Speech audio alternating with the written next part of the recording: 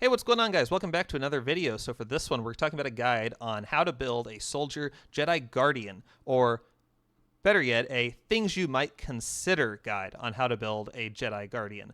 There are no hard, fast rules on how to build them because this is an RPG and you should be telling a story, and you can tell it however you want. This is just if you want to deal the most damage, if you want to be dealing a lot of damage, taking out bosses easily. This is something you might consider on how you build your character. If you want a 20 charisma soldier, go for it.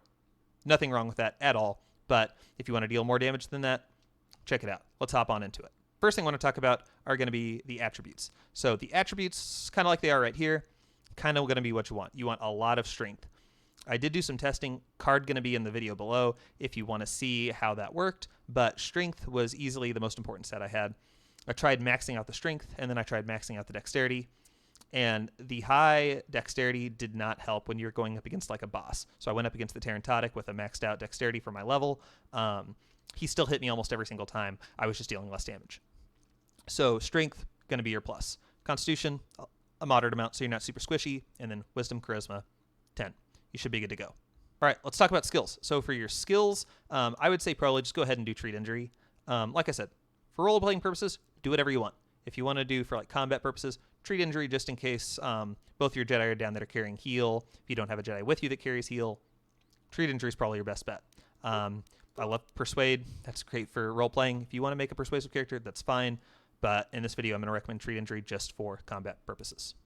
All right, let's talk about feats now. So for feats, probably easy to guess. Most important one, 2-weapon fighting, because you want to be dealing as much damage as possible, get extra hits in, 2 weapons. Then it comes down to which kind of like attacker you're going to want to do. You don't really want to do critical strike because you don't want to be relying on critical hits. I would put it between flurry and master power attack.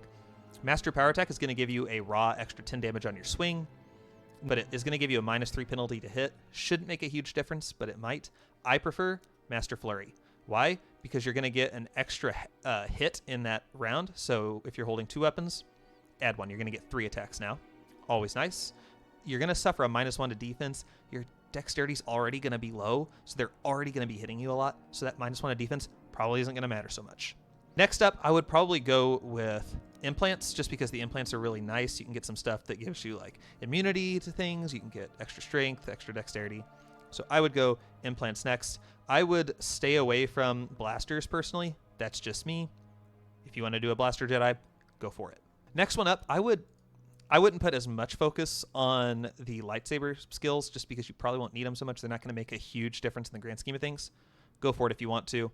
I would probably place more emphasis on toughness and advanced Jedi defense just because it's going to make you live longer, give you some blaster deflection points. It's not bad to have.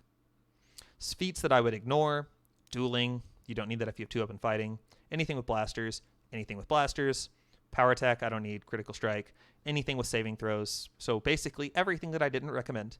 Now let's move on to force powers. So for force powers, there's only a few that you really core need for this kind of build. Everything else is gravy. Most important one is going to be master speed. You need to have master speed because it's going to give you 2 extra attacks per round. So now you're going to be dealing 5 attacks instead of 1 if you're using master flurry with 2 weapons. So that's going to be super nice to have.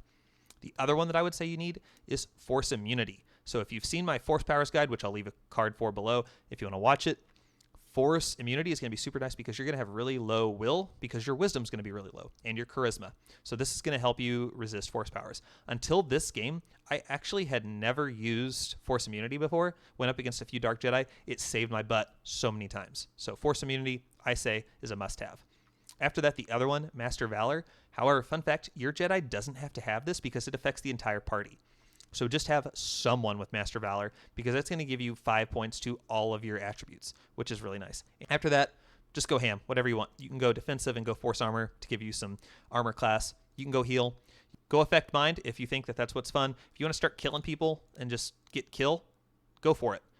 Force lightning, do it. Force storm, just shock everyone. But the key ones for me, master speed, force immunity, master valor. That's, in my opinion, what you got to have. All right, equipment, we'll talk about that real quick, but I mean, pretty straightforward. 2 individual lightsabers, my preference because you get extra customization within your crystals. You can do a double-bladed lightsaber. They look cool. You can be Darth Maul. Do whatever you want. For your belt, I would go a strength amplifier belt if you have one. And for your gloves, strength gloves are also great.